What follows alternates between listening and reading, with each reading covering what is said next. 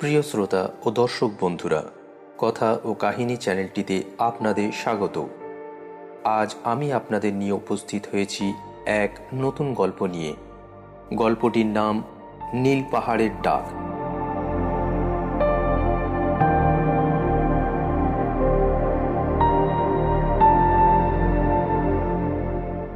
নীলগিরি পাহাড়ের কোলে ছোট্ট এক গ্রাম, যেখানে মেঘেরা এসে প্রতিদিন খেলা করে।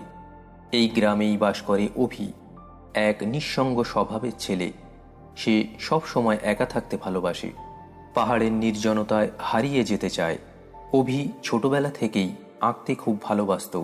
তার হাতের আঁকা ছবিগুলো সত্যিই খুব সুন্দর ছিল। ছোটবেলায় অভির বাবা মারা যায়। তার মাই তাকে যত্ন করে পড়াশোনা শিখিয়ে অভিকে বড় করে। ছোট্ট দুজনের সংসারে টানাটানি তেমন না থাকলেও অভি এখন বড় হয়েছে। সংসারের ভার তো তাকে একদিন নিতেই হবে। অভির মা মালতী দেবী একজন বিনয়ী স্বভাবের মহিলা। অনেক কষ্টে তিনি অভিকে বড় করেছেন। তার পাশের বাড়ির ছোট্ট মেয়ে কুসুম অভিকে প্রায় বলতো, দাদা, তুমি এত সুন্দর ছবি আঁকো, আমাকেও শেখাবে অমন করে ছবি আঁকা? অভি ছোট্ট মেয়েটির আবদার ফেলতে পারেনি সেদিন। সে কুসুমকে ছবি আঁকা শেখাতে প্রতিদিন তার বাড়িতে যেত। এভাবে দিনের পর দিন বেশ কাটছিল। অভির এক মামা থাকেন কলকাতায়, তার ব্যবসা আছে। তিনি মালতী দেবীকে প্রায় বলেন অভির কথা। ও তো এখন বড় হয়েছে, না হয় কিছুদিনের জন্য ওকে এখানে আমার কাছে পাঠিয়ে দে, কিছুদিন আমার সাথে থাকুক। ব্যবসার পরিকাঠামো যদি ও বুঝতে পারে, তাহলে ওকেও একটা কিছু করে দিতে পারি। মালতী দেবীর ইচ্ছা সত্ত্বেও তিনি অভিকে নিজের কাছ থেকে আলাদা করতে পারছিলেন না। অভি চলে গেলে মালতী দেবী নিতান্তই আরও একা পড়ে যাবেন। এই চিন্তায় মালতী দেবীর দিন কাটছিল। অভি গ্র্যাজুয়েট পাস, তার ইচ্ছা একজন শিল্পী হওয়ার। অভির হাতে আঁকা ছবিগুলো যেন এক একটা প্রাণবন্ত সৃষ্টি ছিল। অপেক্ষা ছিল শুধু সেগুলিকে সঠিক জায়গায় তুলে ধরার। অভি প্রতিদিন বিকালে পাহাড়ের নিস্তব্ধ জায়গায় বসে ছবি আঁকত। একদিন বিকালে সূর্যাস্তের আগে অভি তার আঁকার খাতায় তুলির টানে পাহাড়ের অপরূপ সৌন্দর্যের একটি ছবি আঁকছিল। মৃদু বাতাস বইছিল সেদিন। দূরের পাহাড়ের গায়ে মেঘের খেলায় প্রকৃতি যেন এক আলাদাই সৌন্দর্যে ভরে উঠেছিল। হঠাৎ দূরে পায়ে নুপুরের শব্দ। দুটি পা দৌড়ে এসে যেন থেমে গেল। অভি দেখল একটি যুবতী মেয়ে লাল শাড়ি পরে দূরে দাঁড়িয়ে আছে। মেয়েটিকে সে আগে এখানে কোনো দিন দেখেনি। মেয়েটির চুলগুলো বাতাসের দোলায় ঢেউ খেলে যাচ্ছিল। মেয়েটির সৌন্দর্য দেখে অভি বিভোর হয়ে গেল। ছোট্ট কুসুমের হাতের ঝাঁকুনিতে অভি সংবিত ফিরে পেল। কুসুম কখন এখানে এসেছে অভি তা বুঝতেই পারেনি। কুসুম অভিকে প্রশ্ন করল, কি দেখছো তুমি? অভি হঠাৎ সংবিত ফিরে পেয়ে বলল, না কিছু না। তুই কখন এলি এখানে? কুসুম বলল, ওই দেখো ত্রিনাদিকে, ও আমার পিসির মেয়ে, এখানে আমাদের কাছে কিছুদিন থাকতে এসেছে। আমি ওকে নিয়ে এসেছি পাহাড় দেখাতে। এসে দেখি তুমি বসে আছো। অভি এবার মেয়েটির নাম জানতে পারল, ত্রিনা। নামটা সে একবার নিজের মুখে বিড়বিড় করে বলল। ত্রিনা এতক্ষণে অভি ও কুসুমের কাছে এলো। এখানে বুঝতে পারি? ত্রিনার গলার স্বর খুবই মিষ্টি। অভি শুনে মাথা নাড়ল। ত্রিনা এসে বসল অভির পাশেই। ত্রিনা এক প্রাণোচ্ছল মেয়ে। পৃথিবীর কোনো জিনিস যেন চাইলেই সে পেয়ে যায়। ওটা কি দেখতে পারি? ত্রিনার প্রশ্নে অভি তার আঁকা ছবিটা ত্রিনার দিকে বাড়িয়ে দিল। ছবিটি দেখে ত্রিনা মন্তব্য করল, দারুণ, খুব সুন্দর। কুসুম এবার বলে উঠল, দাদার কাছেই আমি আঁকা শিখছি। অভি মৃদু হাসল। ত্রিনা অভিকে বলল, চারিদিকটা কি দারুণ নিস্তব্ধতা, সঙ্গে পাহাড়ের সৌন্দর্যতা। শহরে থাকলে এসব পাওয়া যায় না। তোমরা খুব ভাগ্যবান, এত মনোরম পরিবেশের মধ্যে তোমরা আছো। আমাদের শহর দিন দিন যেন আবর্জনার স্তূপে পরিণত হচ্ছে। অভি ত্রিনার কথায় সায় দিল। আসলে আমরা যেমন করে চাই তেমন করেই এই পরিবেশকে সাজিয়ে রাখতে পারি। সবটাই আমাদের উপর নির্ভর। অভি এবার তার আঁকার উপর মনোযোগ দিল। তোমার নাম কি? ত্রিনা অভিকে জিজ্ঞাসা করল। আমার নাম অভি। ত্রিনা নিজে থেকেই বলে উঠল, আমার নাম ত্রিনা। তুমি স্টুডেন্ট? অভি বলল, গ্র্যাজুয়েশন কমপ্লিট করেছি। আর তুমি? তৃণা উত্তর দিল, ও ফার্স্ট ইয়ারে পড়ে। শহরের কোলাহলে সে বিরক্ত হয়ে উঠছিল, তাই কিছুদিন এখানে কাটানোর জন্য এসেছে। সে এখানে এর আগে কখনো আসেনি, এই প্রথমবার। প্রথম দেখায় অভি আর তৃণার মধ্যে বেশ বন্ধুত্ব গড়ে উঠল। পরের দিন সন্ধ্যাবেলায় অভি গেল কুসুমদের বাড়ি কুসুমকে আঁকা শেখানোর জন্য। সঙ্গে সে নিয়ে গেল সেদিনকার পাহাড়ের ধারে বসে আঁকা সেই ছবিটি। সেটা সম্পূর্ণ হয়েছে, তাই ওটা একবার তৃণাকে দেখানো দরকার।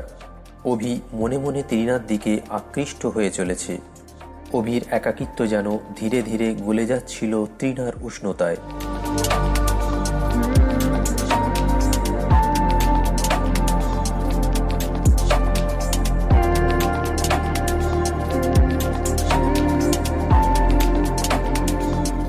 সেদিন ছবিটি দেখে তৃণা সত্যিই খুব মুগ্ধ হয়ে গেল। সে আরও অবাক হলো দেখে যে সেই পাহাড়ের দৃশ্যতে এক যুবতীর আগমন ঘটেছে। অভি সেই দৃশ্যর সাথে একটি যুবতীরও প্রতিকৃতি যোগ করেছে। ছবিতে আঁকা যুবতীটি যে তৃণা, সেটা তৃণারও আর বুঝতে বাকি রইল না। পাহাড়ের কোলে মেয়েটি যেন আকুলভাবে কি একটা খুঁজে চলেছে। তৃণা ছবি দেখে বলল, অভি, তোমার হাতে জাদু আছে, দেখবে একদিন তুমি এক বড় মাপের শিল্পী হবে। এভাবে দিনের পর দিন কাটতে লাগলো।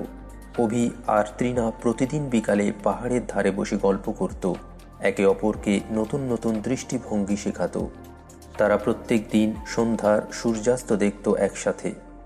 তৃণার মনে কি চলছিল সেটা জানার জন্য অভি আকুল হতে লাগলো। দেখতে দেখতে তৃণার বাড়ি ফেরার সময় চলে এলো। তাকে ফিরতে হবে, আর দুদিন পরই তার কলেজ শুরু। এ কথা শুনে অভি যেন মুষড়ে পড়ল। অভি এখন আর তৃণাকে ছেড়ে বাঁচতে পারবে না। এ কথা সে তৃণাকে বলার সুযোগটাই পেল কোথায়। সেদিনও তারা শেষ দেখা করল একই স্থানে। তৃণা যাবার সময় অভিকে শুধু বলল, ভালো থেকো, আবার দেখা হবে। কুসুমের বাড়িতে একটা ছোট্ট সারপ্রাইজ তোমার জন্য রেখে যাচ্ছি, গিয়ে দেখো। তৃণা চলে গেল। অভি আবারও একা হয়ে গেল। আর কোনো কিছুতে যেন তার মন বসছিল না। সে বাড়ি ফিরে গেল। পরের দিন যখন সে কুসুমদের বাড়ি গেল, সে দেখতে পেল কুসুমদের বাড়ির এক কোণে রাখা একটি ইজেল ও তার পাশে রাখা একটি ক্যানভাস, যেটা তৃণা তাকে উপহার দিয়ে গেছে। সেই ইজেল আর ক্যানভাসই যেন তৃণার স্মৃতি জাগিয়ে তুলল অভির মনে। সে মন দিল আঁকায়। এরপর কয়েক মাস কেটে যায়। তৃণা সমানে অভির সঙ্গে যোগাযোগ রাখত চিঠির মাধ্যমে। তৃণা অভির সমস্ত আঁকা ছবিগুলি ডাক মারফত চেয়ে পাঠালো। অভিও তৃণার কথা মতো তার সমস্ত আঁকা ছবিগুলি কুরিয়ার করে তাকে পাঠাতে থাকলো। সময় এগিয়ে চলল। বেশ কিছুদিন পর তৃণার চিঠির উত্তর এলো অভির কাছে। তাতে লেখা, অভি, তোমার আঁকা ছবিগুলি শহরের নামী শিল্প প্রতিষ্ঠানগুলিতে ব্যাপকভাবে সাড়া ফেলেছে।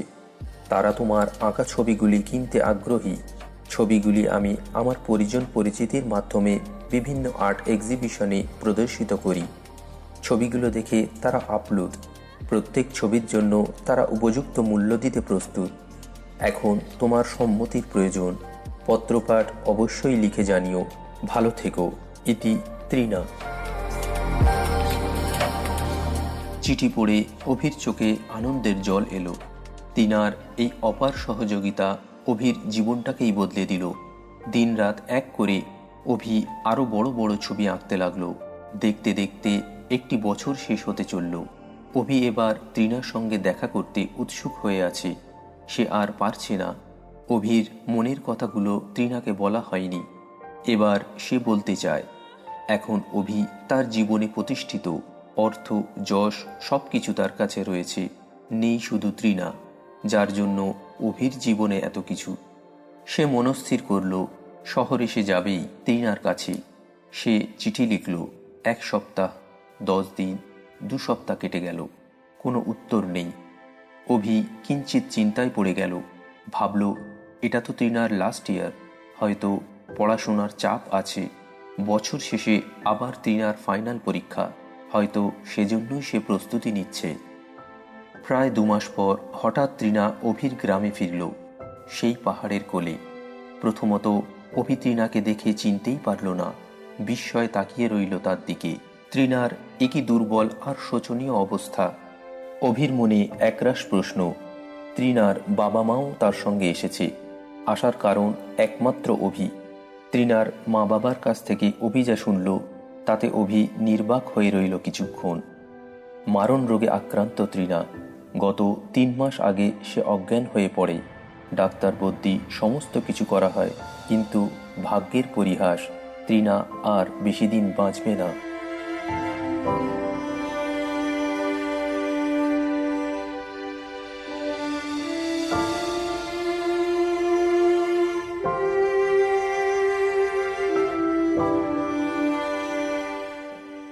পৃথিবীটা যেন চিরে দুভাগ হয়ে গেল অভির।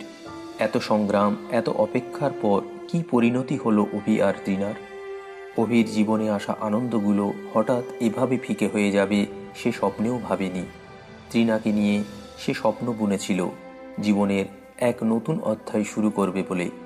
যদি জীবনটাই না থাকে তাহলে অভি কাকে নিয়ে বাঁচবে? অভি সমানে চেয়ে পড়ে রইল তৃণার মুখের দিকে। কোথায় সেই মিষ্টি হাসি, সেই উজ্জ্বলতা? আজ তৃণার মুখে ও চোখে হতাশা আর করুণ চাহনি। তৃণার মা অভিকে শুধু বলল, ও শুধু তোমার সাথে দেখা করতে এসেছে, এটাই ওর একমাত্র ইচ্ছা। কথাটা শেষ করতেই তৃণার মা চোখের জল মুছলেন।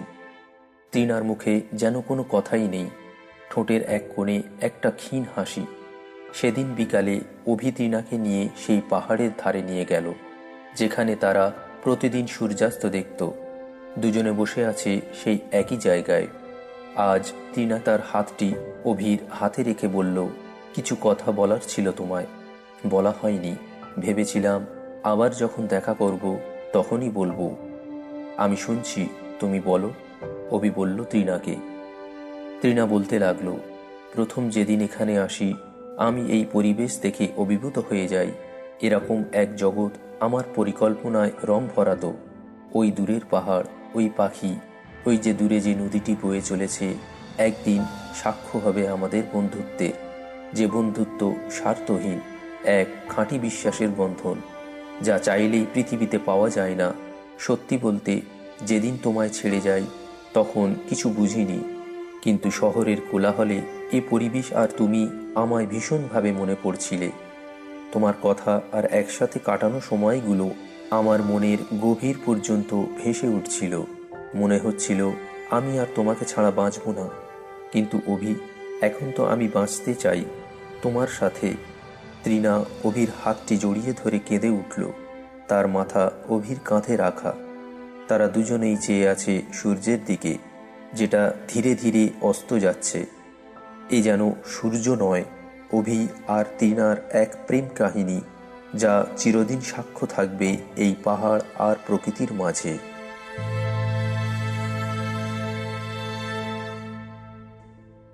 ভিডিওটি যদি আপনাদের পছন্দ হয়ে থাকে তাহলে ভিডিওটিতে একটি লাইক দিন, ভিডিওটি শেয়ার করুন এবং এই ধরনের আরও ভিডিও দেখতে এই চ্যানেলটিকে সাবস্ক্রাইব করুন। ভালো থাকুন, সুস্থ থাকুন।